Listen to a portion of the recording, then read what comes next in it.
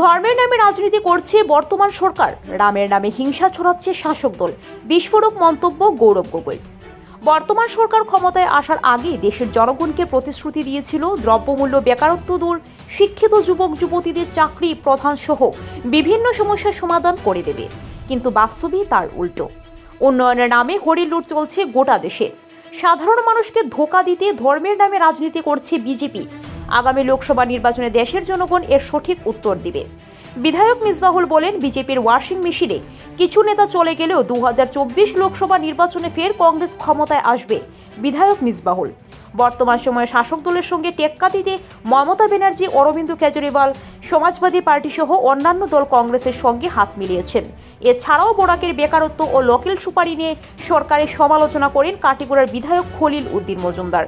এছাড়াও বক্তব্য রাখেন জেলা কংগ্রেসের সভাপতি অভিজিৎ পাল, কংগ্রেস নেতা সালমান খান, জেলা কংগ্রেসের সাধারণ সম্পাদক দিলওয়ার হোসেন লস্কর, কৃষ্ণপুর ভৈরবনগর জিপি সভাপতি হিফজুর রহমান বড়ভূয়া, জেলা পরিষদ সদস্য নাজিমা বেগম লস্কর, যুবনেতা জাকির হোসেন লস্কর প্রমুখ।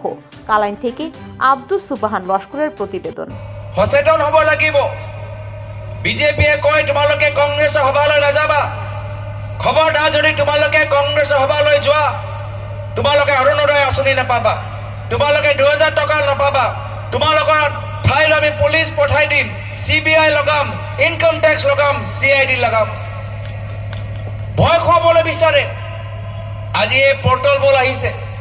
আজি এই পৰ্টেলবোৰ নিউজ চেনেলবোৰে যদি আমাৰ নিউজ বেছিকৈ বজাই দিয়ে, গধূলি মন্ত্ৰীৰ ঘৰৰ পৰা তেওঁক ফোন যাব, তেওঁলোকৰ চেনেলৰ মালিকক ফোন যাব যে কিয় তোমালোকে কংগ্ৰেছৰ সভা লাইভ প্ৰসাৰণ কৰিলা, কিয় লাইভ দেখাই আছিলা, তোমালোকে চৰকাৰী পইচা নালাগে নেকি, এডভাৰটাইজমেণ্টৰ পইচা নালাগে নেকি? এনেকুৱা তেওঁলোকৰ ৰাজনীতি। ভয় খুৱাবলৈ বিচাৰে, দমন কৰিবলৈ বিচাৰে, ভাবুকি দিবলৈ বিচাৰে। সেইকাৰণে আমাৰ দলৰ নেতা ৰাহুল গান্ধী ডাঙৰীয়াই কৈছে, ডাৰো মত, ভয় খাব নালাগে, কংগ্ৰেছ দল অসমৰ ৰাইজৰ লগত আছে। আৰু সেইকাৰণে আমাক দুৰ্বল কৰিবলৈ বিচাৰিছে। যেহেতু কংগ্ৰেছ দলৰ হাতৰ চিন মাত্ৰ এটা ৰাজনৈতিক দলৰ হাতৰ চিন নহয়, এই হাতৰ চিন এজন দুখীয়া মানুহৰ হাত, এজন খেতিয়কৰ হাত, এজন হিন্দু মানুহৰ হাত, এজন মুছলিম মহিলাৰ হাত। এই হাতৰ চিন লগত আপোনালোকৰ ল'ৰা ছোৱালী ভৱিষ্যত নিৰাপত্তা জড়িত হৈ আছে। আৰু যিসকলে পৰিৱৰ্তনৰ নামত ভোট ল'লে, আজি তেওঁলোকে দিছপুৰত আৰু ধনী হৈ গৈছে। তেওঁলোকৰ ব্যক্তিগত সম্পত্তি আৰু বাঢ়ি গৈছে। তেওঁলোকৰ গাড়ী, ঘড়ী, কাপোৰ আৰু দামী হৈ গৈছে। তেওঁলোকৰ ল'ৰা ছোৱালী এতিয়া আৰু তেওঁলোকৰ বিভিন্ন ধৰণৰ ঠিকাত পাই আছে। সেইকাৰণে অসমৰ ৰাইজে বিজেপিক ভোট দিলে। আজি অসমৰ ৰাইজে গম পাই গৈছে, বৰাক অঞ্চলৰ ৰাইজে গম পাই গৈছে যে বিজেপি মাত্ৰ ধনী মানুহৰ দল। এই বিজেপি মাত্ৰ বিভাজন কৰাৰ দল। আজি বিভাজনৰ উদাহৰণ আমি দেখা পাইছো। কাষত লাগি থকা মণিপুৰত কি হৈছে? যেতিয়াৰ পৰা বিজেপি তাত সোমালে, আজি তাত বিভাজন ৰাজনীতি হৈ গৈছে, সংঘাত হৈ গৈছে, মানুহৰ ঘৰ জ্বলি গ'ল, মানুহ পলাবলৈ হ'ল, ল'ৰা ছোৱালীয়ে আজি তাৰিখত ভালদৰে স্কুল কৰিব পৰা নাই, ইউনিভাৰ্চিটি কৰিব পৰা নাই। মই নিজে সদনৰ ভিতৰত গৈ প্ৰধানমন্ত্ৰী মোদী ডাঙৰীয়াক সুধিলো যে, প্ৰধানমন্ত্ৰী মোদী ডাঙৰীয়া, আপুনিতো ডাবল ইঞ্জিনৰ কথা কয়, আপুনিতো এক্ট ইষ্টৰ কথা কয়, আপুনি গোটেই পৃথিৱী ভ্ৰমণ কৰি আছে, গোটেই দেশ ভ্ৰমণ কৰি আছে, এবাৰো আপুনি মণিপুৰলৈ যাব নোৱাৰিলেনে? এবাৰো আপুনি মণিপুৰলৈ যাব নোৱাৰিলেনে? সেই প্ৰশ্ন উত্তৰত ঘৃণা আছে, নফৰত আছে। আমি যেতিয়া ভগৱান ৰামৰ নাম লওঁ, আমাৰ মনত শান্তি আহে, আৰাধনা হয়। আমি কেনেদৰে ভাল ব্যক্তি হ'ব পাৰোঁ, আমি কেনেদৰে সমাজ এটা আদৰ্শ সমাজ হ'ব পাৰোঁ, আমি তাৰ বাবে চিন্তা কৰোঁ। আৰু তেওঁলোকে যেতিয়া ভগৱান ৰামৰ নাম লয়, কেনেদৰে সমাজৰ ভিতৰত হিংসা, কেনেদৰে যুৱকৰ হাতৰ তলৱাৰ, কেনেকৈ বিভিন্ন ধৰ্মীয় অনুষ্ঠানক কলংকিত কৰিব পাৰে, এই ধৰণৰ তেওঁলোকে কৰিছে। এয়া হ'ল পাৰ্থক্য। আমাৰ কাৰণে ভগৱান ৰাম হ'ল ভক্তি, আমাৰ কাৰণে ভগৱান ৰাম হ'ল আস্থা, তেওঁলোকৰ হল ভগৱান ৰাম, ভোটৰ লিয়া এটা অস্ত্ৰ। ভোট লিয়া এটা অস্ত্ৰ। আমি ৰামৰ নাম লৈ আমি সেৱা ভাৱ কৰিবলৈ আমাৰ সেৱা ভাৱো জাগ্ৰত হয়। তেওঁলোকে ভগৱান ৰাম লৈ মানুহ কেনেকৈ ভোটলৈ কনভাৰ্ট কৰিব পাৰে তাৰ কাৰণে তেওঁলোকে চিন্তা কৰে। ৰাজনৈতিক সভালৈ আহিছো তেনেকুৱা মোক অনুভৱ হোৱা নাই। আপোনালোকৰ মাজত আহি এটা ঘৰুৱা এটা পৰিৱেশ পাইছো। নিজৰ ঘৰৰ মানুহৰ ওচৰলৈ আহিছো, এনেকুৱা অনুভৱ মোক আজি হৈছে। আজি ইয়াত আপোনালোকৰ মাজত আহিয়ে মই গম পাইছিলো যে মোৰ পিতৃ প্ৰয়াত মুখ্যমন্ত্ৰী তৰুণ গগৈদেৱ শিলচৰ, কাছাৰ, বৰখলা আহি ইমান কিয় ভাল পাইছে। তেওঁ যোৰহাটৰ ব্যক্তি, যোৰহাটৰ নাগৰিক, কিন্তু বৰাকৰ মানুহৰ লগত তেখেতৰ এটা বিশেষ সম্পৰ্ক আছিল। আহিছিল, বিভিন্ন মানুহৰ লগত সম্পৰ্ক ৰাখিছিল, আৰু যেতিয়া 15 বছৰ চৰকাৰ আছিল আটাইতকৈ বেছি কাম বৰাক অঞ্চলত কৰিবলৈ বিচাৰিলে। বৰাকৰ বহুত নেতাসকলক তেওঁ ইয়াতে আমাৰ অজিত সিং ডাঙৰীয়া মন্ত্ৰী হল, মিছবাউল দা মন্ত্ৰী হল। কিয় মন্ত্ৰিত্ব দিয়া গল? যিহেতু প্ৰয়াত মুখ্যমন্ত্ৰী তৰুণ গগৈদেৱে বিচাৰিছিল যে বৰাক অঞ্চলত সামূহিকভাৱে উন্নয়ন হ'ব লাগে, ৰাস্তা দলং হ'বই লাগে, ভাষা ক্ষেত্ৰত উন্নয়ন হ'বই লাগে, আৰু আটাইতকৈ গুৰুত্বপূৰ্ণ বৰাক অঞ্চলৰ ৰাইজে ৰাজনৈতিকভাৱে আৰু শক্তিশালী হ'ব লাগে। সেইকাৰণে বিভিন্ন নেতাসকলক মন্ত্ৰী হোৱা এটা সুযোগ কংগ্ৰেছ চৰকাৰ দিনত দিয়া গ'ল। আজি দুখ লাগে যে পৰিৱৰ্তনৰ নামত বিজেপি চৰকাৰ আহিল, গলে ভাল দিন আহিব। কি ভাল দিন আমি দেখা পালো? মূল্য বৃদ্ধি, নিবনুৱা সমস্যা, সামাজিক অস্থিৰতা, সংঘাত, বিভাজন, ড্রাগস, অপরাধ। worthy son of a worthy father.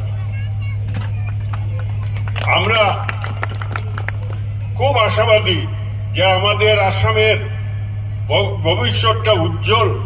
আমরা কেন ভাবছি আমরা এই গৌরব গগৈ মহাশয়কে সামনে রেখে আমাদের চিন্তাধারা যে আসামের কংগ্রেস আরো উপরে উঠবে। যদিও ইদানিং আপনারা শুনেছেন কিছু কিছু নেতা চলে যাচ্ছেন বিজেপিতে, কেউ বিজেপির ওয়াশিং মেশিনে যাচ্ছেন, কেউ ভাবছেন যাই 2 পয়সা কামাবো, আর তো এমএলএ হতে পারবো কিনা। কিছু আছেন কংগ্রেসি যারা দেখছেন আচ্ছা বিজেপির এখানে যাই, সেখানে তো লুটি, সেই যে জিনিস সেই জন্য যাচ্ছেন।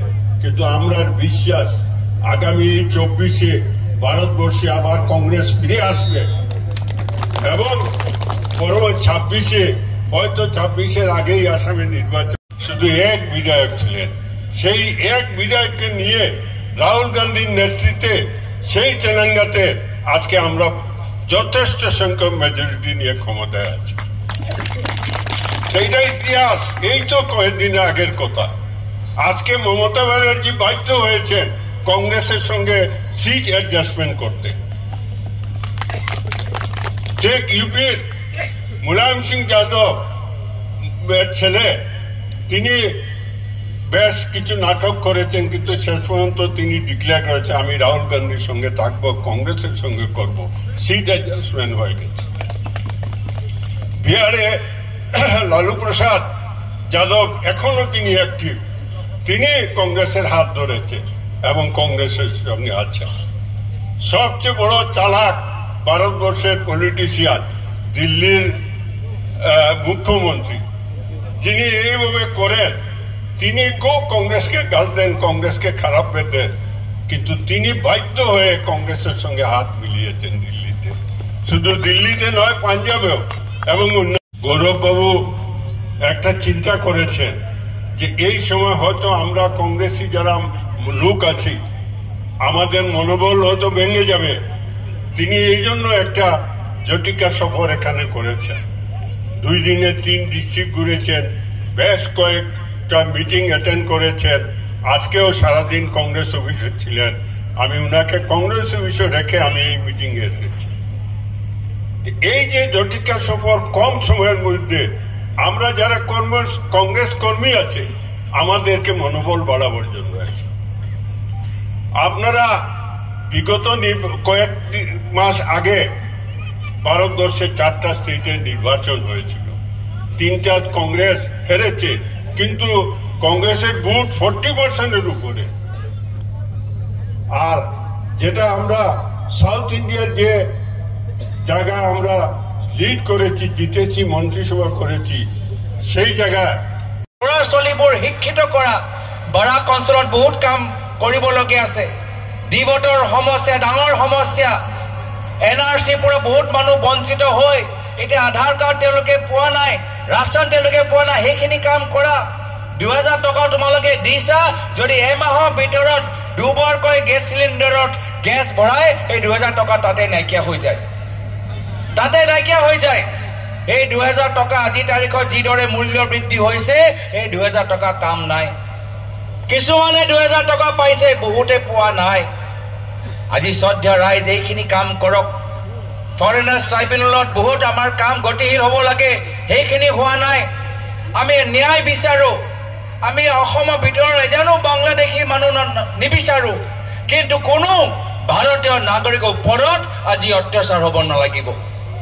আমি প্ৰয়াত মুখ্যমন্ত্ৰী তৰুণ গগৈদেৱৰ আদৰ্শ পালন কৰা ৰাজনৈতিক দল। প্ৰয়াত মুখ্যমন্ত্ৰী তৰুণ গগৈদেৱে কৈছিল যে জীৱনৰ অন্তিম সময়ৰ কাৰণে মই প্ৰত্যেক হিন্দু, প্ৰত্যেক মুছলমানৰ মানুহৰ কাৰণে সংগ্ৰাম কৰি যাম, মই প্ৰত্যেক অসমীয়াৰ মানুহৰ হৈ সংগ্ৰাম কৰি যাম। আমি সেই আদৰ্শ পালন কৰা সেই ৰাজনৈতিক দল। আগবঢ়ালে ইমান ধৈৰ্য সহকাৰে মোৰ কথাখিনি শুনিলে। আজি ইয়াত আমাৰ যিমান কৰ্মীখিনি আছে, যে যোৱা 4-5 দিনৰ ভিতৰতে ইমান সুন্দৰকৈ, ইমান কষ্ট কৰি ৰাইজৰ মাজত গৈ মানুহবোৰ ইয়াত নিমন্ত্ৰণ জনালে, এটা সুন্দৰ এটা পেণ্ডেল বনালে। আজি মই সকলোকে, আমাৰ পঞ্চায়ত প্ৰতিনিধিসকল, মণ্ডলৰ প্ৰতিনিধিসকল, NSY যুৱ কংগ্ৰেছ, মহিলা কংগ্ৰেছ, চবকে ধন্যবাদ জ্ঞাপন কৰিছো। আজি এইখন সভা সমগ্ৰ অসমলৈ আজি এই পৰ্টেল যোগেদি যাব, আৰু সমগ্ৰ অসমৰ ৰাইজে গম পাব যে কংগ্ৰেছ দল কিমান শক্তিশালী। আজি সমগ্ৰ অসমত এই বাৰ্তা দিয়াৰ বাবে মই বৰখলা কংগ্ৰেছ আৰু চালচাপাৰা ব্লক কংগ্ৰেছ আৰু মণ্ডল কংগ্ৰেছ, পঞ্চায়ত প্ৰতিনিধিসকল, বিধায়কসকল, জিলা কংগ্ৰেছ চবকে ধন্যবাদ জ্ঞাপন কৰি ইয়াতে নিজৰ সময় দুআষাৰ সামৰিছো। ধন্যবাদ। জয় হিন্দ, জয় আই অসম। বেয়া পায় বহুত মানুহে ইয়াৰ পূৰ্বে কংগ্ৰেছ দলটোক ত্যাগ কৰি বিজেপি দলটোক যোগদান কৰিছিল।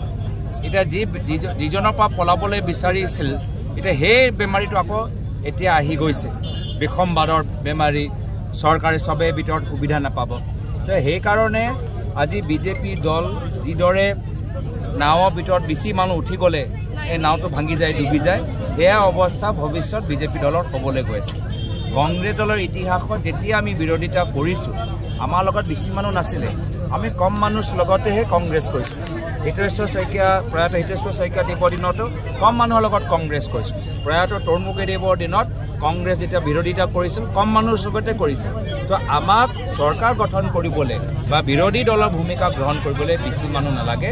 যিসকলৰ ব্যক্তিগত স্বাৰ্থ আছে বা বিভিন্ন ব্যক্তিগত কাৰণৰ বাবে বিজেপিলৈ যাবলৈ বিচাৰে, তেওঁলোকক যাওক। কংগ্ৰেছ দল, আমাৰ এই কংগ্ৰেছ দল কোনো এজন বিশেষ ব্যক্তিৰ ব্যক্তিগত দল নহয়। এই কংগ্ৰেছ দল হ'ল হাতৰ চিনৰ দল। এই হাতৰ চিনতকৈ বেছি শক্তিশালী কোনো ব্যক্তি নহয়, কোনো মন্ত্ৰী নহয়, কোনো বিধায়ক নহয়। এই হাতৰ চিনটোহে আমাৰ অসমীয়া ৰাইজে চিনি পায়, জীয়াই ৰাখিব আৰু অনাগত দিনত আশীৰ্বাদ কৰিব। হৈ গ'ল। Thank U. গৌতম ৰায় আকৌ আহিবলৈ বিচাৰি আছে কংগ্ৰেছ। গৌতম ৰায় আকৌ আহিবলৈ মই শুনি পোৱা নাই মই কথাটো। আমরা ভাষা নিয়ে রাজনীতি করি না, আমরা কি করি? আমরাও পূজা করি, আমরাও রামের পূজা করি। রামকে আমরা ঠাকুরের ঘরে রাখি, রামকে আমরা মন্দিরের ভিতরে রাখি। রামকে নিয়ে নির্বাচনী ময়দানে আমরা জয় শ্রীরাম বলি না। আজকে ধর্মকে মন্দিরের ভিতরে রাখা প্রয়োজন, ধর্মকে মসজিদের ভিতরে রাখা প্রয়োজন। যখন ধর্ম মন্দির মসজিদ থেকে বের হয়ে রাস্তায় এসে যায়, এটা ধর্ম থাকে না, এটা কংগ্রেস হবে না। করবেন না, দয়া করে করবেন না। আমরা জানি মুসলমান বৌদ্ধ খ্রিস্টান মিলে তবেই ভারতবর্ষ থাকবে। ভারতবর্ষের স্বাধীনতা খালি হিন্দুরা আনেনি, মুসলমানের তাক ছিল। অনেক মুসলমান তাক স্বীকার করে 22,000 আলিম একদিনে আত্মাহুতি দিয়ে ভারতবর্ষের স্বাধীনতা নিয়েছে। জাতীয়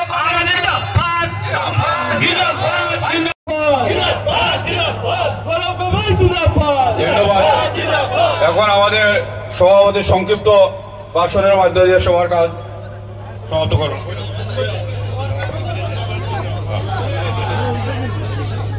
আজকের এই শালচাপড়া ব্লক এবং বরখোলা ব্লক কংগ্রেস আয়োজিত কর্মী সভায় প্রথমে আমি যারা দিনরাত্র পরিশ্রম করে বিশেষ